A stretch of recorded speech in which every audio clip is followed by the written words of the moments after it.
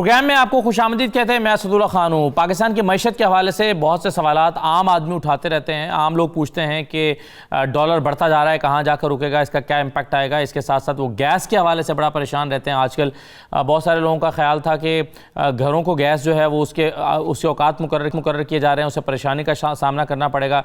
लेकिन हुकूमत ने वाज़ेह किया कि CNG सेक्टर को गैस नहीं मिलेगी या कुछ और सेक्टर्स हैं जिनको गैस नहीं मिलेगी, लेकिन घरों पर में गैस की बंदिश नहीं होगी। एक नया शेड्यूल जारी किया गया। इससे लेकिन जो बिज़नेस कम्युनिटी है वो परेशान है कि इंडस्ट्री को इससे नुकसान पहुंचेगा। तो गैस की कमी का क्या इम्पैक्ट आएगा, इस पर बात करेंगे प्रोग्राम में। दूसरा, स्टेट बैंक के खुद मुख्तारी के हवाले से पॉलिटिकली बड़ी डिबेट हो रही है कि इसको IMF के मातहत दिया जा रहा है और मुख्तलिफ तरह के हमारे बहुत ज़िम्मेदार जो सियासतदान हैं वो इस तरह की बातें कर रहे हैं। तो उसमें हकीकत क्या है, इस पर हम प्रोग्राम में ज़रूर गुफ्तगू करेंगे। फिर 2-3 चीज़ें मुशीर ख़जाना साहब ने कही हैं। एक तो उन्होंने कहा कि 6% तक मईशत के GDP के 6% होने का ख़दशा है और अगर ऐसा होता है तो मुल्क के लिए नुकसानदेह होगा। हम कोशिश करेंगे कि इसको 5-5.5% तक रखें और 6% पर ना जाने दें। मईशत जैसे बढ़ रही है ऐसे ख़दशा है कि ये इसकी ग्रोथ, ये GDP ग्रोथ है वो 6% से तजावुज़ ना कर जाए। ये आम आदमी को ज़ाहिर है इसकी समझ नहीं आती कि ये इस बयान का क्या मतलब है, तो ये समझने की कोशिश करेंगे। और साथ ही साथ बड़ी इंपॉर्टेंट बात उन्होंने कही है, उन्होंने कहा कि सट्टेबाज हैं जिन्होंने डॉलर को बढ़ा रखा है। वैसे ही 166-67 का होना चाहिए, तो ये जो बाकी हम इसमें डॉलर की कीमत में इजाफा देख रहे हैं ये सट्टेबाजों की वजह से है। तो इस पर हम जरूर गुफ्तगू करेंगे। आज के प्रोग्राम के पहले हिस्से में मेरे साथ मुज़म्मिल असलम साहब, तर्जुमान मुशीर ख़जाना। बहुत शुक्रिया मुज़म्मिल असलम साहब प्रोग्राम में शिरकत करने के लिए। ज़ुबैर मोतीवाला साहब हमारे साथ मौजूद हैं, चेयरमैन बिजनेसमैन ग्रुप और माहिर हैं मुआशी उमूर के। बहुत शुक्रिया ज़ुबैर मोतीवाला साहब। और डॉक्टर इकरामुल हक साहब हमारे साथ मौजूद हैं, आप भी माहिर मुआशियात हैं। मैं तमाम मेहमानों को खुशामदीद कहूँगा। सबसे पहले ज़ुबैर मोतीवाला साहब आपसे मैं जानना चाहूँगा कि आप गैस की कमी का इंडस्ट्री के ऊपर क्या असरात देखते हैं आने वाले दिनों में? देखिए, मैं आपसे ये मतलब इस जो आप सवाल कर रहे हैं, गैस के बगैर इंडस्ट्री का तस्वुर ही नहीं। गैस जो है हमारी बेसिक एनर्जी है, क्योंकि हम ट्यून्ड अप हुए हैं। अब 50 साल से जब गैस हमारे मुल्क में है और उसी को इस्तेमाल करके हम अपनी इंडस्ट्री चलाते हैं।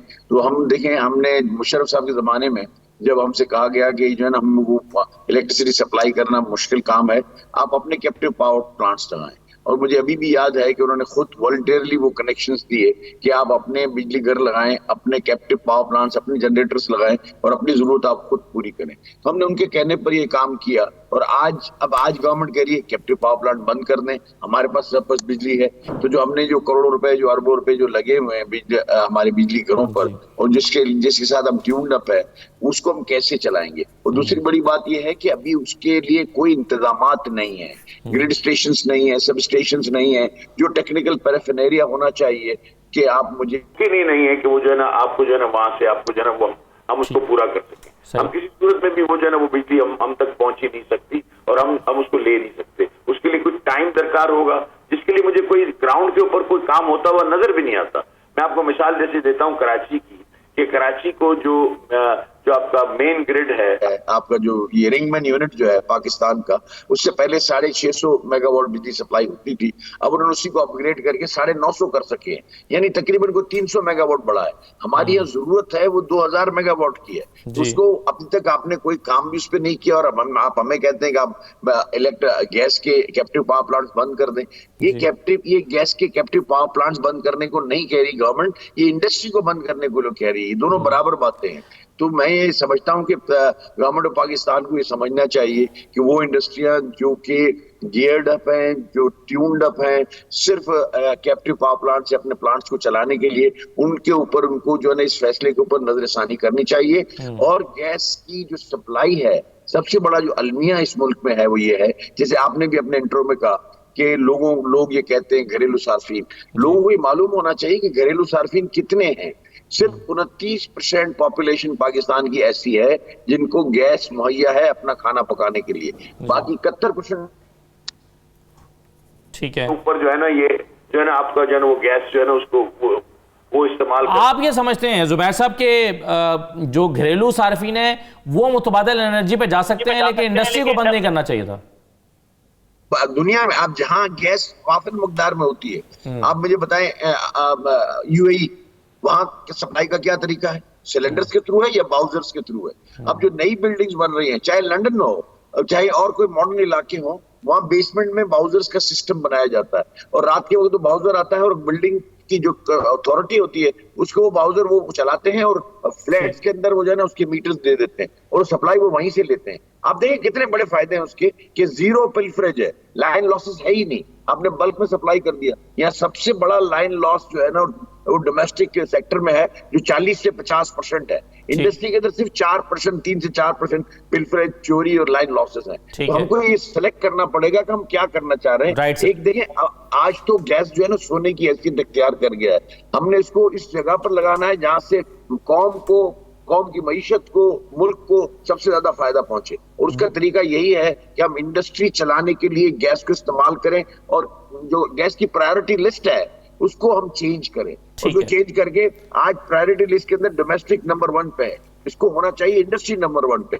दुनिया में कोई ऐसा मुल्क नहीं है जिसके अंदर सप्लाई के अंदर प्रायोरिटी के ऊपर नंबर 1 डोमेस्टिक को रखा ठीक है। चलिए ये सवाल मैं बिल्कुल सही है मुजम्मिल असलम साहब के सामने रखना चाहता हूं।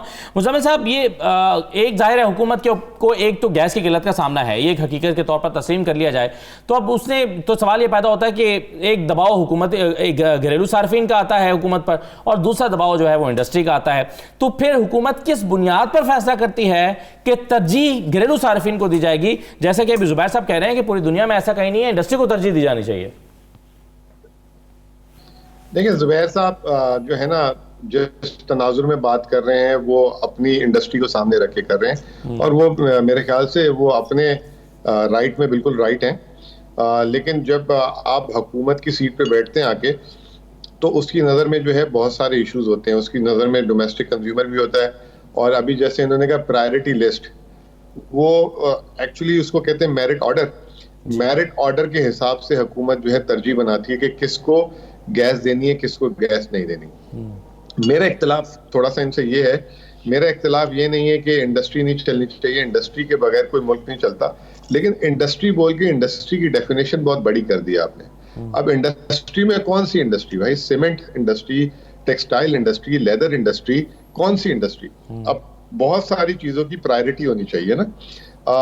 दूसरी बात जुबैर साहब ने ये बोली कि हमने मुशर्रफ साहब ने आके बोल दिया और हमने जो है उनके कहने पे पावर प्लांट लगा लिए, ये लगा लिए, वो लगा लिए। देखिए उसमें भी एक इश्यू सबसे बड़ा ये है कि जितनी भी कारखानों ने अलग अलग जो गैस बेस टरबाइन कह लें या बॉयलर कह लें, जो भी चीजें टेक्निकल वर्ड होंगे इनको ज्यादा अच्छा पता है जी। उसमें भी बहुत ज्यादा इनएफिशिएंसीज के मसले हैं, यानी कि वो बहुत ज्यादा इनएफिशिएंट है। वो चीज जो है एक अच्छी टेक्नोलॉजी से ज्यादा एफिशिएंट हो सकती थी लेकिन वो नहीं की जा रही। वही पुराने किस्म के दकियानूसी किस्म की ओल्ड मशीनरीज हमारे पास होती है। अब बात यह है कि आपकी इंडस्ट्री तो कोई बंद नहीं कर रहा ना, आपको कह रहे हैं कि आप हमसे बिजली ले लें, तो आप क्यों नहीं ले रहे बिजली?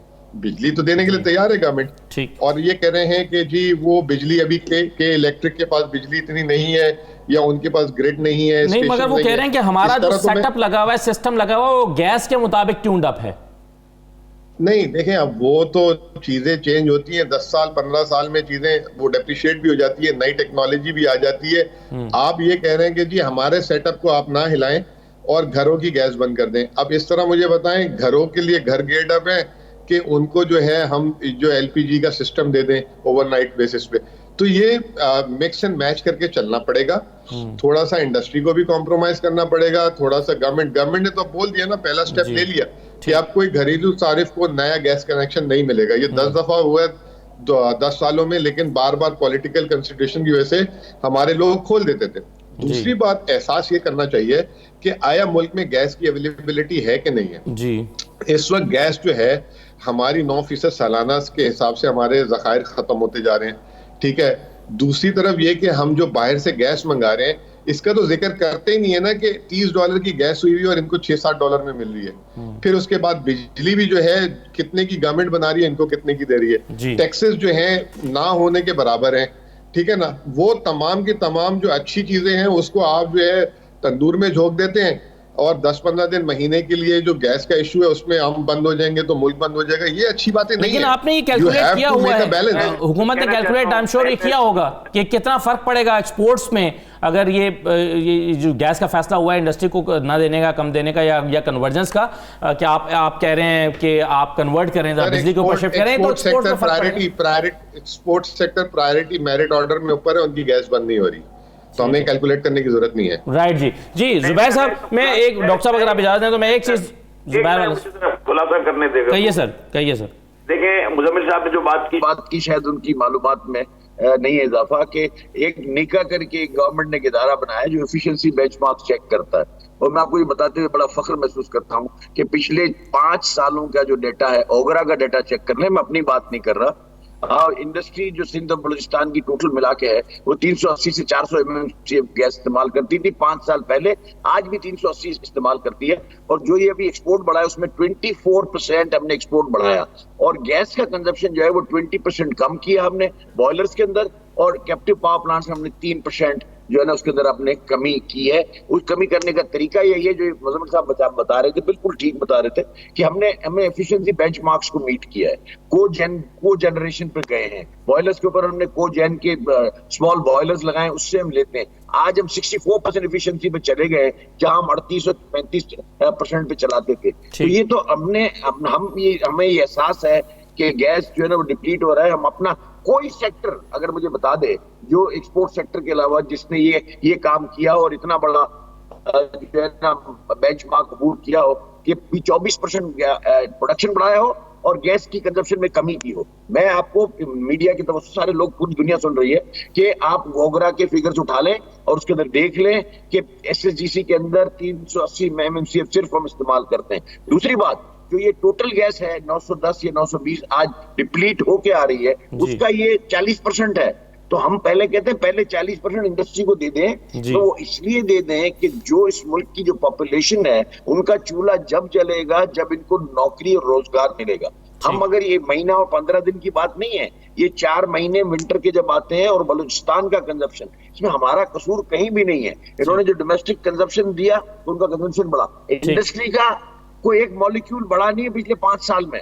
ये कहना कि डिप्लीट हुई, तो हमने और उल्टा डिप्लीट करके 20% कम किया अपना गैस का कंजप्शन। दूसरी बात ये है कि ये 910 में से अगर आप 5, अब बढ़ता क्या है, 30 से 40 हम MMCF इस्तेमाल करते हैं बलूचिस्तान में आम दिनों में, सर्दियों में ये बढ़ के 190 और 200 हो जाता है। तो ये जो 150 MMCF की जो हिट आती है, ऑलमोस्ट 15%, वो कहते हैं इंडस्ट्री से ले लें। हम ये कहते हैं कि इसको रैशनलाइजेशन करें। हमने एक सजेशन और दिया कि आप इसको स्टैगरिंग हॉलिडे पे चले जाए। हम सेक्रीफाइस देने के लिए तैयार हैं, क्योंकि हम भी कौम के फर्द हैं। हम कहते हैं कि हफ्ते में 7 दिन होते हैं, आप एक इलाका बंद कर दें, 13% गैस आपको बच जाएगी, ये मामला हल हो जाएंगे। आज सुबह मेरी मिनिस्टर से बात हुई है, तो हम तो ये तजावीज दे रहे हैं। बिल्कुल सही है। चलें, ये अब कुछ पॉइंट्स हमने मुजम्मिल साहब के सुने, डॉक्टर साहब आप इस पर क्या राय देते हैं? मेरा ख्याल है कि गैस की किल्लत का जो सामना संतों को होगा वो बहुत ख़तरनाक और उनके मईशत के लिए अच्छा नहीं होगा, और चाहिए ये था कि गैस की फराहमी जो है वो जारी रखी जाती और उसके लिए जो भी इंतज़ाम थे वो किए जाते। अब जाहिर है कि अगर हम चाहते हैं कि लोगों को रोज़गार मिलता रहे और ये काम चलता रहे, तो हम ये बयान तो नहीं कर सकते कि गैस की जो किल्लत है वो आज ही पैदा हुई है। जाहिर है हुकूमत को इसके बारे में पहले से पता था कि गैस की जो डिमांड है वो इन महीनों में बढ़ जाती है। तो चाहिए ये था कि गैस की सप्लाई का और इंफ्रास्ट्रक्चर को बेहतर करने का इंतज़ाम किया जाता ताकि संतों को ये गैस मिलती रहती। और मेरा ये ख्याल है कि गैस का महंगा होना और गैस की किल्लत का होना एक मुस्तकिल मसला है और ये हर साल पैदा होता है, और हर हुकूमत को चाहिए, और पिछली हुकूमतों ने भी नहीं किया, और यहाँ भी यही सूरत हाल नज़र आ रही है कि हमारी एनर्जी की ओवरऑल भी तवानाई का सेक्टर देखें तो बहुत महंगी है, उसमें सर्कुलर डेट के प्रॉब्लम है, एफिशिएंसीज़ के इश्यूज़ हैं। तो एनर्जी का मसला हल किए बगैर तो हम आगे नहीं जा सकेंगे, मेरी ये राय है। ठीक है।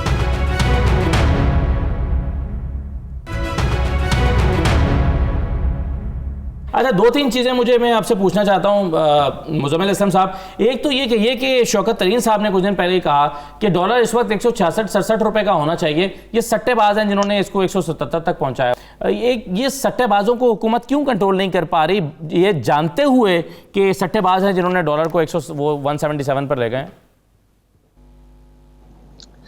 देखिए, सट्टेबाजों के पीछे जो होती है ना वो भी मासेस होती है। मैं मतलब अवाम वर्ड यूज नहीं करूंगा, मतलब उसके पीछे कारोबार होते हैं, उसके पीछे इंडिविजुअल्स होते हैं, वो सट्टेबाज जो है, जैसे मिसाल के तौर पे अगर कोई चीनी की सट्टेबाजी करता है तो उसने आखिर में वो चीनी जो है आवाम को बेचनी होती है ना, तो वो सारी की सारी चीजें जो हैं आखिर में आ जाती है मासेस पे वो खेलता है आके। अभी ये जो डॉलर का एक्सचेंज रेट है, अभी जुबैर भाई भी सामने बैठे हुए हैं, मुझे जो है ये बताएं कि पीबीएस की एक्सपोर्ट का जो नंबर आया था वो ज्यादा आया, यानी कि हमने ज्यादा शिप किया, और जो स्टेट बैंक के पास एक्सपोर्ट्स के डॉलर आए वो कम आए, ठीक है ना। तो उसमें हमारे कुछ बिजनेसेस जब अनसर्टेनिटी देखते हैं, एक महीने से हमारे मीडिया ने शोर मचाया हुआ था आईएमएफ प्रोग्राम नहीं हो रहा, अल्हम्दुलिल्लाह शायद हो सकता है कि हम अभी बात कर रहे हैं तो इसके दरमियान आ जाए या कल आ जाए, तो उस पे जो है एक अनसर्टेनिटी क्रिएट की गई जानबूझ के कि जी मुल्क में शायद डॉलर 180 का हो जाएगा, कोई कहता है सऊदी अरब के पैसे नहीं आ रहे, किसी ने क्या बात कर दी, किसी ने कहा अमेरिका सैंक्शंस लगा रहा है पाकिस्तान पे, फिर उसके बाद जो है पॉलिटिकल लेकिन मुजम्मिल साहब ये कयास आ रही है इसलिए हो रही थी ना क्योंकि ऑफिशियली कुछ कहा नहीं जा रहा था। हम आपसे सवाल करते थे, आप कहते थे कि मुझे खुद पता नहीं है डील क्या हो रही है, तो जब आप ऑफिशियली नहीं बता रहे थे तो लोग कयास आ रही है। बात ये है कि ऑफिशियली सर आप लोग अगर सुबह से लेकर रात तक आप ये कहेंगे अभी 1 घंटे पहले क्या बात हुई है, तो वो हम आपको नहीं बता सकते ना। आपको ऑफिशियली एक वर्जन दे रहे हैं कि जी बातचीत चल रही है। अब आप ये कहेंगे जी उस वक्त चाय किसने पी थी, पानी का ग्लास किसने रखा था, वो कितनी देर उठा, वो कितनी देर बैठा, चाय पानी का तो नहीं पूछ रहे थे, डायरेक्ट टर्म्स एंड कंडीशंस पे बात हो रही थी। आप मीडिया को भी तो देखें ना कि वो पता नहीं हर उनको लम्हा ब लम्हा भाई नेगोशिएशन हो रही है, मुल्क के लेवल पे हो रही है, डिस्कशन हो रहे हैं, आगे जाके उस पर कानून साजी होनी है, हमें काम करने दें, वहाँ काम नहीं करने दें। आपके टीवी चैनल में आके बताएंगे, जानने का तो हक है ना मुजम्मिल साहब, ये आवाम को भी जानने का हक है कि क्या बातचीत हो रही है, क्या टर्म्स तय हो रही हैं, क्योंकि जाहिर है उसका इम्पैक्ट तो आवाम के ऊपर आएगा ना, बिजली की कीमतें बढ़ेंगी। जब मुआहिदा हो जाएगा तो बताएंगे ना, असदुल्लाह समझने की कोशिश करो, जब मुआहिदा होगा तो बताएंगे ना आवाम को। अभी हम जो बात कर रहे हैं एक जगह कंक्लूजन में तो रीच होने दें। आप क्या समझ रहे हैं कि जो वहां पे मीटिंग है फिर कैमरा लगा के आप लोग को बिठा देते हैं साथ, एक खत्म तो होने दें नेगोशिएशन, बात तो खत्म होने दें। वो हमसे बात कर रहे हैं, हम उनसे बात कर रहे हैं, तो ये कौन सी आवाम की राइट है कि अंदर मीटिंग में जो बातें हो रही हैं हम आपको जो है मीटिंग के दौरान बताना शुरू कर दें? ऐसा तो कहीं नहीं होता। अब वो मीडिया हमारा जो है थोड़ा सा वो स्पॉइल हो गया है, वो मीटिंग के अंदर की हर बात उन्हें चाहिए। एपीडीएमए और पीडीएम की ये मीटिंग नहीं है भाई, ये एक सीरियस लेवल की बिजनेस लेवल की मीटिंग्स हैं, जिस पे जब तक कंक्लूजन नहीं होगा हम आपको कैसे चलें। बिल्कुल सही है, ये अगेन एक डिबेट है सर, क्योंकि जो भी ये मैं चलें आपसे बहस में नहीं बढ़ना चाहता वरना पूरा प्रोग्राम इसी बहस पे चला जाएगा। अब मुझे ब्रेक पर जाना, लेकिन एक आध चीज मैं आपसे और पूछता चलूं। मुझे सर ये बताइए कि ये मईशत अगर 6% जीडीपी ग्रोथ रेट 6% पर चली गई तो क्या नुकसान होगा इसका? देखिए अभी इसकी एग्जांपल ऐसे देता हूं कि हमारी गाड़ी में जो है ना 0 से लेकर 180 तक का जो है ना वो स्पीड होती है। अगर आप मुझे ये कहेंगे यार 180 पे ही चलाएं गाड़ी, इसमें क्या मसला है, तो ऐसा पॉसिबल है, हमें स्लो करना पड़ता है कहीं एक्सीडेंट ना हो जाए, कोई और मामलात ना हो जाए। तो मईशत तो जो है ना 100% तक बढ़ सकती है, जैसे पिछले साल LSM 15% बढ़ा, लेकिन उसके मुज़र असरात भी हो सकते हैं। 6% में अगर एकदम जाएंगे तो उससे जो है प्रेशर पड़ सकता है, डिमांड साइड जो है हमारी बढ़ सकती है, दरामदी बिल बढ़ सकता है, और इश्यूज आ सकते हैं जिसको इकोनॉमिक्स की जबान में ओवर हीटिंग कहते हैं। तो लोग जो हैं ये समझते हैं कि जो 6% देखें मुज़र नहीं है। अब आप मुझे ये कहेंगे बिरयानी की देख पड़ी हुई आप पूरी खा ले बैठ के, भाई मेरे पेट में इस वक्त जो है 1 प्लेट की या 1.5 प्लेट की जगह मैं पूरी कैसे खा लूंगा? इस वक्त वो खाऊंगा तो बीमार हो जाऊंगा, इश्यूज आ जाएंगे। तो इस चीज को कैपेसिटी बिल्डिंग करनी पड़ेगी। हाँ मेरी जो है एपेटाइट बढ़ जाए, मैं आहिस्ता आहिस्ता बढ़ाऊं कि मैं 3 प्लेट एक साथ खा लूं, तो मैं पहले 3 खाऊंगा फिर 4 खाऊंगा। तो इस वक्त हुआ क्या है कि हमारी एग्रीकल्चर बहुत अच्छी हो गई और बियॉन्ड एक्सपेक्टेशन हो गई। दूसरा, फार्मर्स को बहुत अच्छी प्राइसेस मिल रही हैं। जुबैर मोती साहब बैठे हुए ये बताएंगे, एक्सपोर्टर्स के मजे लगे हुए हैं, इनको अच्छी प्राइसेस अच्छे ऑर्डर्स मिल रहे हैं। उसकी वजह से जो है डिमांड कंजम्पशन साइड बढ़ चुकी हुई है, उसको मॉडरेट करना जरूरी है। तो हम इस वक्त कर क्या रहे हैं कि अपनी प्रोडक्टिविटी साइड को बढ़ा रहे हैं और कंजम्पशन को स्लो करने की कोशिश कर रहे हैं। जो कंजम्पशन से 6-6.5% में ग्रोथ जाने का खतरा है, उससे दरामदी बिल बढ़ सकता है। तो उसको हम चाह रहे हैं कि थोड़ा सा टेपर ऑफ कर लें, अपनी कैपेसिटी बिल्डिंग कर लें, ये इंपॉर्टेंट चीज है। ठीक है, जुबैर साहब ये बताइए सर कि ये शरह सूद बढ़ना, इस पर भी अगेन एक डिबेट हो रही है। कुछ लोगों का ख्याल है कि ये हुकूमत ने शरह सूद को बहुत कम करके गलत किया था, इससे इंपोर्ट बिल हमारा बढ़ गया, लोगों ने गाड़ियां मंगवा ली कर्जे लेकर। दूसरी तरफ ये है कि इसको जो है वो ये बढ़ने के नुकसान भी बताए जा रहे हैं। तो आप शरह सूद बढ़ाने के फैसले को कैसे देखते हैं? देखिए मैंने तो कई जगह पे कहा और प्रेस में मैंने कहा कि ये it is too quick and too much. बात ये है कि अगर ये 8.5% का कोई IMF से एग्रीमेंट था या कुछ भी था, तो इसको बतदरीज बढ़ाते, आधा % करके साल में या 9 महीनों में इसे उसको उस टारगेट को अचीव करते। अब ये जो 8.5 एग्जैक्ट एक साथ करने से जो मैसेज गया है बिजनेस कम्युनिटी को, इन्वेस्टर को, वो ये गया है, मुजम्मिल साहब समझते हैं कि 1.5 तो अभी बढ़ा दिया, ये मुझे लगता है 2 महीने बाद फिर 1.5 बढ़ा देंगे। तो एक कॉन्फिडेंस जो था ना इन्वेस्टर्स का, उसको बड़ा हमने शेक किया है। तो ये जो तरीका 0.5% कहाँ बढ़ा रहे थे और कहाँ 1.5%, तो इट हैज गॉट अ अलग डिफरेंट इफेक्ट आ गया। दूसरी बात मुजम्मिल साहब बिल्कुल ठीक कर रहे हैं कि जो ओवरहीट इकोनॉमी हो रही है उसको आपको बतदरीज इसको थोड़ा सा स्लो डाउन करना पड़ेगा। लेकिन इस स्लो डाउन करने में आपकी इंटरेस्ट रेट को बढ़ाने को मैं इस थियरी को नहीं मानता। मैं इस थियरी को मानता हूं कि आप सप्लाई साइड इकोनॉमिक्स को अगर आप अडॉप्ट करते और आपकी सप्लाईज को बढ़ा देते, मैं कहता हूं अगर हम प्राइवेटाइजेशन नहीं करते और स्टेट ओन्ड एंटरप्राइजेस के अंदर साल के 700-800 अरब रुपया सिर्फ उनके नुकसानात को पूरा करने के लिए करते हैं, क्यों उनको उन लोगों को नहीं दे देते 1 रुपए में सुबह, ताकि ये क्लॉक बंद हो जाए और ये पैसे हमारे पास अवेलेबल हो और हम चीनी और आटा वाफिर मिकदार में इस मुल्क के अंदर डाल दें, तो सप्लाई को हम अगर बढ़ा लें तो ये जो है ना, ये जो प्रॉब्लम है और जिस वक्त जो ये पोजीशन हो रही है, इसको हम अवॉइड कर सकते हैं। और फिर हम जो अगर ओवरहीट इकोनॉमी भी नहीं होगी, आपकी जो डोमेस्टिक इन्फ्लेशन है उसको आप कर लेंगे, और इन्फ्लेशन के लिए जो आपको मेजर्स लेने वो लेने चाहिए। इसी तरह से डॉलर की जो बात कर रहे हैं कि एक्सपोर्टरों के मजे लगे हुए, डेफिनेटली जी हमको उसका रिटर्न आ रहा है, उसमें बिल्कुल मुजम्मिल साहब बिल्कुल ठीक कह रहा है, एग्री विद हिम, लेकिन मजे लगे हुए नहीं है। एक बात हमेशा जो लोग नहीं समझते, मुजम्मिल को तो पता है डेफिनेटली कि ये जो है इसमें से 60% जो रॉ मटेरियल होता है वो इम्पोर्टेड होता है जब आप कोई एक्सपोर्ट करते हैं। कम से कम टेक्सटाइल के बारे में मैं अथॉरिटी के साथ कह सकता हूँ कि 60% होता है। और दूसरा, जब आप बात करते हैं तो जब आप प्रायोरिटी लिस्ट की बात करते हैं या मेरिट ऑर्डर की बात करते हैं, तो आपने उन इंडस्ट्रियों को सेलेक्ट करना होता है जो आपको फॉरेन एक्सचेंज कमा के देती हैं या इंपोर्ट सब्स्टिट्यूट में आपके इंपोर्ट को कर्टेल करके देती हैं। यही 2 उसूल होते हैं। इन 2 उसूलों को अपना कर अगर आप काम करें तो मेरा ख्याल है एक इक्विलिब्रियम ढूंढना पड़ेगा। स्टेट बैंक को मैं समझता हूं कि उन्होंने अपने फराइज में गफलत की है मेरी नजर में, और ये जो 176 का जो डॉलर हुआ है, ये इतना ऊपर जो एकदम जो जाता है और रुपए की कदर इस कदर कम होती है, मेरा ख्याल है कि रेगुलेटर अगर पार्ट प्ले करता तो ये जो ये सट्टेबाजी की और ये जो बात कर रहे हैं, ये गवर्नमेंट की करने वाली बातें नहीं है। They have all the means and ways to control this. थोड़ा सा उसके अंदर हमको मार पड़ती, लेकिन हम उसको कंट्रोल कर सकते हैं। आज अल्हम्दुलिल्लाह जो है ना, IMF का भी बिल्कुल ये ठीक कह रहे हैं कि ये विद इन मोमेंट्स हो जाएगा, कल हो जाएगा, परसों हो जाएगा। लेकिन अगर इसमें अगर हम मुजम्मिल साहब से आपको ये सवाल करना चाहिए, वो नाराज हो गए, बिल्कुल ठीक नाराज हुए, हर मिनट का तो कोई नहीं बता सकता। सिर्फ आपको ये पूछना चाहिए था, अगर मैं आपकी जगह पर तो ये पूछता कि मुजम्मिल साहब ये बताइए कि ये इतने दिनों की इतनी लंबी, हालांकि हम IMF प्रोग्राम में थे, उन्होंने बीच में से इसको होल्ड किया, उन्होंने कुछ किस्तें हमें दी हैं, 4 हमारे पास किस्तें आ गई हैं, उसके बाद अभी बाकी की बाकी हैं, उसके अंदर इतना लंबा नेगोशिएशंस क्यों है?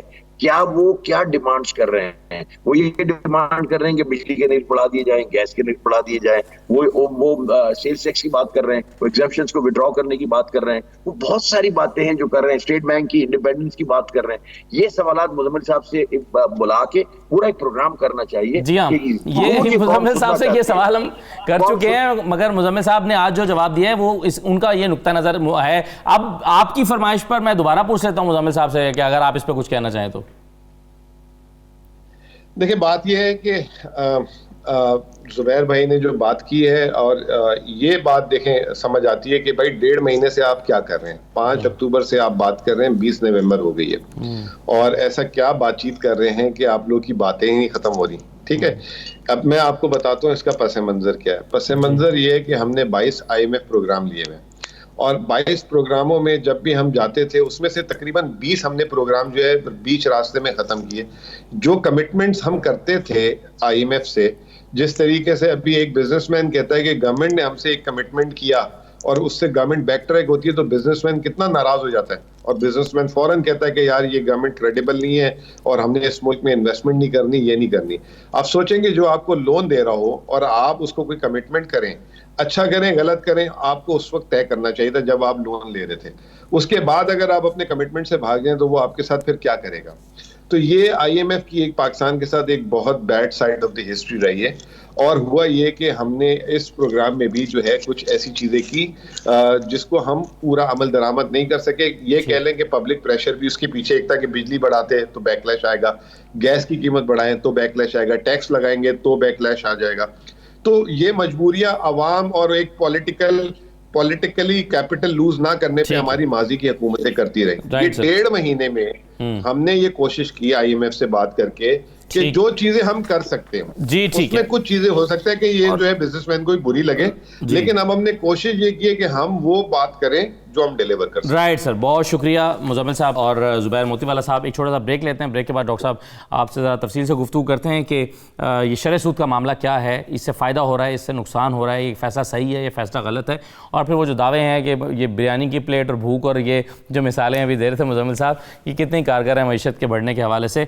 एक ब्रेक लेते हैं, इसके बाद वापस आते हैं।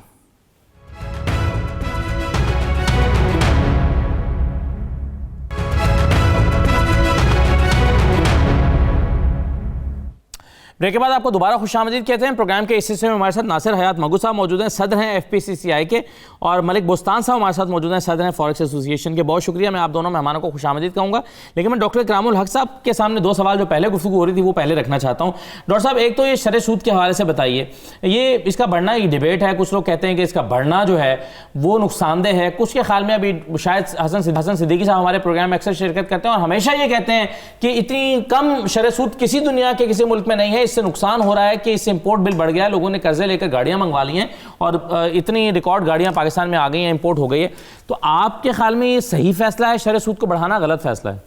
शरह सूद को इस हद तक बढ़ाना जो है ये बिल्कुल गलत है मईशत के लिए, क्योंकि देखिए इससे सबसे पहला तो नुकसान खुद हुकूमत को होता है कि उनका जो भी कर्ज़ों के ऊपर बोझ है और जो हमने सूद की मद में देना है वो एकदम बढ़ जाता है, और उसके नतीजे में ज़ाहिर है कि मालियाती खसारा जब बढ़ता है तो फिर और टैक्सेस लगाए जाते हैं या मनी बोरो की जाती है। इससे फिर हमारे यहाँ जो है वो इन्फ्लेशन भी बढ़ती है और इकॉनमी उस लिहाज से स्लो डाउन होती है कि जब आप डिमांड साइड को कम करते हैं तो जाहिर है कि अदायगियों के तवाज़ुन को आप मुनासिब रखने के लिए ये इक़दाम करते हैं, फिर आपकी शरह नमू कम हो जाती है। तो ओवरऑल मईशत का इसको बजाय कोई फ़ायदा होने के उल्टा नुकसान ही होता है।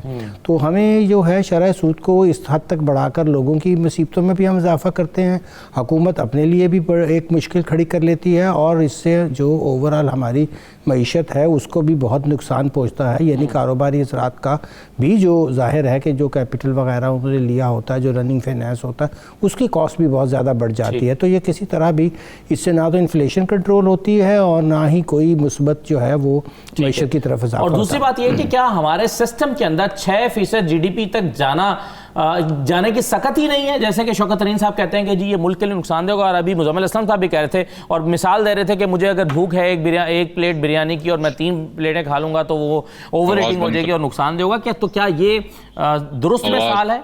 मेरा ख्याल ये बिल्कुल ही गलत बात है, क्योंकि जो पाकिस्तान के अंदर हमारी शरह नमू है वो तो हमें जिस तरह की हमारी आबादी के अंदर लोगों का आपने देखा कि नौजवान जो हैं वो तकरीबन 60% हैं, और जो हमारी आबादी जिस तेज़ी से बढ़ती है तो हमें तो 7-8% एक जो है वो पायदार किस्म की, जिसे सस्टेनेबल ग्रोथ कहते हैं, यानी कि पायदार शरह नमू चाहिए जिससे हम लोगों को रोज़गार दे सकें, हम अपनी मईशत को आगे बढ़ा सकें। और हमारे जो भी इर्द गिर्द ममालिक हैं उनमें यही तर्ज़ अमल रहा है, मगर हमारे यहाँ हमेशा यही होता है कि जब भी थोड़ी सी बेहतरी आती है तो फौरी शरह सूद बढ़ा दी जाती है, फिर अदायगियों का तवाज़ुन का मसला खड़ा कर दिया जाता है, और जो पायदार तरक्की होनी चाहिए उसकी तरफ हमारी बिल्कुल तवज्जो नहीं होती। सर बिल्कुल सही है। नासिर हयात साहब, दो बातें मैं आपसे पूछना चाहता हूँ। एक तो यही शरह सूद के हवाले से बताइए, ये बढ़ना कितना नुकसानदेह है, कितना फ़ायदेमंद, आपकी राय इस पर क्या है? दूसरा, आपसे पहले भी हम गुफ्तगू कर रहे थे गैस की कमी से इंडस्ट्री को क्या नुकसान होगा, ये कितना फ़र्क पड़ेगा, क्योंकि हुकूमत समझती है कि घरेलू सार्फिन उनका भी एक हक बनता है, तो हमने एक तवाज़ुन कायम करके चल रहे हैं। आपकी इन दोनों चीज़ों पर क्या राय है? देखिए, दुनिया में कहीं भी कोई शख्स नहीं मिलेगा जो कहेगा शरह सूद बढ़ने से मईशत मुस्तहकम होती है। ये तो बिल्कुल मैंने अजीब बात सुनी है अपनी लाइफ में, पहली दफ़ा कोई ये कहे कि इससे बड़ा फ़ायदा होता है।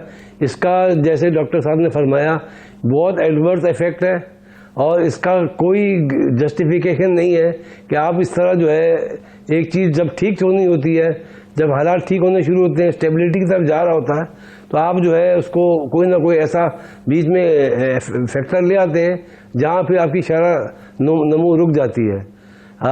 ये जो इम्पोर्ट बिल की बात हो रही है, इम्पोर्ट बिल को अगर करना है तो जो चीज़ें हमारी ज़रूरत नहीं है उसको हम लोग फ़िलहाल उनकी इम्पोर्ट को बंद कर दें। और ये 1-1.5 बिलियन के लिए IMF के पीछे घूमना और इतनी परेशानी करना, इतना बड़ा हुआ खड़ा करना, आप अपने भी हुकूमत के खर्चों में बहुत जगह से आप इतना तो कट कर सकते हैं ना। आपने सिर्फ लोगों से मांगना ही है तो फिर तो इसका कोई इलाज नहीं है। आप अपनी भी तो इस्लाह करें ना। 52-53 किस्म की आपके पास वजारतें हैं, अब पोस्ट ऑफिस की भी वजारत है, हेरिटेज की भी है, भाई इसको जम करें, ख़त्म करें, कहीं से अपनी चीज़ें ठीक करें। ये सिर्फ मांगने तांगने से तो हमारी ज़िंदगी में कोई चेंज नहीं आएगा। दूसरी बात, ये जो गैस की बात हो रही है, देखिए ये पॉलिटिकल फैसला है। दुनिया में इंडस्ट्री को सस्ती गैस दी जाती है, घरेलू सार्फिन को बिजली दी जाती है। इनको चाहिए ये गैस पे बिजली के प्लांट चलाएं और ये जो IPPs का मसला हल करें और इसको बैलेंस करें। ऐसा नहीं हो सकता कि आप जो है लोगों के इलेक्शन जीतने के लिए आप सिर्फ जो है पूरी इंडस्ट्री बिठा दें। इसके बड़े दूरस्थ नतीजे होंगे। हमारे को एम्प्लॉयमेंट जनरेट करनी है, सिर्फ लोगों को सब्सिडाइज नहीं करना है, लोगों को काम पे लगाना है। अगर काम पे नहीं लगाएंगे तो कब तक सब्सिडाइज करेंगे लोगों को आप? बिल्कुल सही है। ये इंपॉर्टेंट पॉइंट है कि एक शख्स के घर में गैस जलाने के लिए या चूल्हा जलाने के लिए उसके पास पैसे भी तो होने चाहिए कि वो उस पर खाना पकाए। उसके पास रोज़गार होगा तो गैस भी उसके लिए मानी रखेगी जो उसको घर पे मिलेगी। ये दोनों चीज़ें ही इंपॉर्टेंट हैं। मैं मलिक बोस्तान साहब, एक जो वज़ीर ख़जाना ने या मुशीर ख़जाना साहब ने जो बात की थी, उन्होंने कहा कि डॉलर जो है, और मैं सुनवा देता हूँ, आपके सामने रख देता हूँ, क्या पहले आप सुन ही लीजिए फिर इसका जवाब दीजिए। जो डिवैल्यूएशन हो रही है उसमें सट्टे का हाथ है, बिल्कुल है। ये स्पेकुलेटर इसको ऊपर लेके जा रहा है। इस वक्त रियल इफेक्टिव एक्सचेंज रेट के तहत 167-166 के ऊपर के करीब होना चाहिए आपका रुपया। आपका रुपया इस अंडर वैल्यूड है कि 8-9 रुपया सट्टे वाला लेके जा रहा है। अफगानिस्तान वाले जो हैं वो मार्केट से पैसे लेके अपने डॉलर अकाउंट्स में डाल के और उधर से वो कर रहे हैं। एक वो हमें वो ठीक करना पड़ेगा। और दूसरी बात है, जैसे ये IMF वगैरह का हो जाएगा तो ये सट्टे वालों को तो ज़रा थोड़ी चपत पड़ेगी। मलिक बोस्तान साहब, ये कौन सट्टेबाजी कर रहा है? स्पेकुलेशन के जरिए 6-8-9 रुपए, 10 रुपए, 20 रुपए किसने बढ़ा रखे हैं? मैं समझता हूँ फाइनेंस मिनिस्टर साहब ने भी कह दिया और गवर्नर साहब ने कल अलाना कह दिया, जो कि उन्होंने प्रेसिडेंट कमर्शियल बैंकों को एक साथ मीटिंग की थी और उन्होंने कहा जी ये बिल्कुल वाजह है कि जितने भी बैंक हैं वो स्पेकुलेशन में इन्वॉल्व है और इन्हें हमें आपको सही करना है। उन्होंने वार्निंग भी दी है। ज़ाहिर है वेपन उनके पास है और तो किसी के पास है नहीं। तो मैं समझता हूँ हुकूमत को इस पर गहरी नज़र रखनी होगी। शौकत तरीन साहब ने जो आप इत्तफाक करते हैं इससे कि स्पेकुलेशन हो रही है? मैं बिल्कुल जी हो रही है। मैं तो पहले कई दफ़ा बता भी चुका हूँ, मीटिंग के अंदर शौकत तरीन साहब से मीटिंग हुई थी, फिर हमारी कई दफ़ा आम मीटिंगें हुई हैं, मैंने ये चीज़ हाईलाइट की भी है। लेकिन मैं जो दूसरी बात बताने लगा हूँ जो कि शौकत तरीन साहब ने मुख्तसर बताई है, मैं पूरी बात ये बताने लगता हूँ कि ये हमारे जो एक्सपोर्टर हैं अफगानिस्तान के लिए, वहाँ तो क्योंकि अकाउंट फ्रीज हो चुके हैं और वहाँ हमारी हुकूमत ने ये कानून बनाया हुआ है, पाकिस्तानी एक्सपोर्टर जो भी एक्सपोर्ट करेगा वो पहले अपने अकाउंट में डॉलर जमा कराएगा, फिर एक्सपोर्ट कराएगा इन एडवांस। अब उनके बाद अफगानिस्तान से डॉलर आते नहीं, वो क्या करते हैं मार्केट से, ब्लैक मार्केट से 5 रुपया महंगा डॉलर खरीद के अपने अकाउंट में जमा कराते हैं, फिर बैंक रेट पे जो है वो इनकैशमेंट करते हैं। उससे क्या होता है कि हुंडिया वाले को ब्लैक मार्केट को फरोग मिल रहा है और मार्केट में डॉलर का रेट दिन ब दिन बढ़ रहा है, जिससे इस महीने आपने पॉलिसी गलत है हुकूमत की? बिल्कुल टोटली गलत है। मैं समझता हूँ इनको भी इसी तरह अगर पाक रुपीज़ है तो पाक रुपीज़ में ये अलाउ करें। अगर या बॉर्डर ट्रेड कर लें जैसे मग्गू साहब ने ईरान के साथ, अफगानिस्तान के साथ, क्योंकि उनके अकाउंट डॉलर में ऑपरेट नहीं हो सकते, तो हम बॉर्डर ट्रेड करके बहुत बड़ा अपने आप को बचा भी सकते हैं, रुपये को भी कम कर सकते हैं। ये बहुत बड़ी हमारी मैं समझूँ बेवकूफ़ी है कि हम उन्हें कैश डॉलर के ऊपर कह रहे हैं कि अपने अकाउंटों में जमा कराएं और वो हमारे लिए नुकसानदेह साबित हो रहा है। आगे चल के हमारी वर्कर में जो इस वक्त 33 अरब डॉलर सालाना ये देखेंगे कम हो जाएगी। अगर इन्होंने, मैंने गवर्नर साहब से भी बात की, शौकत तरीन साहब से भी बात की कि आप इस पॉलिसी को रिव्यू करें और टीटी के ऊपर मंगवाएं या फिर बार्टर ट्रेड करें या फिर टोटली पाकिस्तानी रुपए पे करता है ताकि एक्सपोर्टर को मार्केट से डॉलर ना खरीदना पड़े। इसलिए मुल्क के वो बहुत ज़्यादा नुकसान हो रहा है। इसी तरह गैस की जो बात हो रही है, इससे गैस अगर की कमी का सामना होगा तो आपकी सनती तरक्की रुक जाएगी। इस तरह जो सूद की बात की जा रही है, बिल्कुल सही कह रहे हैं, सूद बढ़ने से जैसे आपका 13% था, एक्सपोर्ट्स नहीं बढ़ेंगी, एक्सपोर्ट्स नहीं होंगी, ज़र मुबादला नहीं आएगा तो ओबियसली डॉलर पर फिर दबाव आएगा। बिल्कुल सही है, एक तजवीज़ तो आप ये दे रहे हैं, लेकिन स्पेकुलेशन रोकने के लिए हल क्या है, मैं ये आपसे जानना चाहता हूँ। मगर एक छोटा सा ब्रेक मुझे लेना है, ब्रेक के पास आके कुछ और पहलुओं पे बात करते हैं। हमारे साथ रहिए।